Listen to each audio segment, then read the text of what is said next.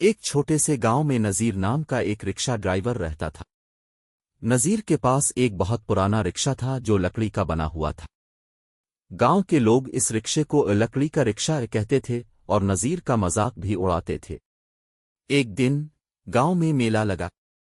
نذیر نے فیصلہ کیا کہ وہ میلے میں اپنے لکڑی کے رکشے کے ذریعے لوگوں کو لے جائے گا۔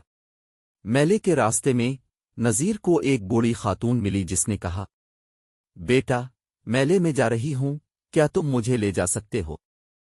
نذیر نے خاتون کو رکشے میں بٹھایا اور سفر شروع کر دیا۔ راستے میں خاتون نے کہا، نذیر، یہ رکشا تو جادوئی لگتا ہے، کیا تمہیں معلوم ہے؟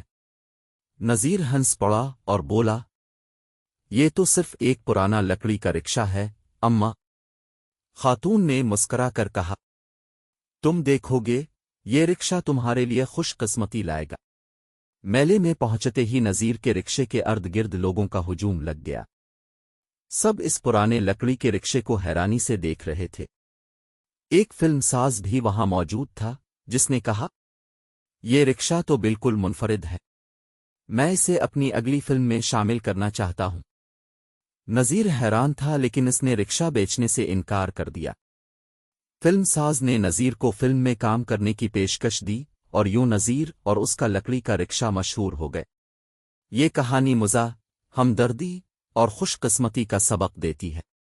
اب چاہیں تو مزید تفصیلات شامل کر سکتے ہیں یا اسے مزید دلچسپ بنا سکتے ہیں۔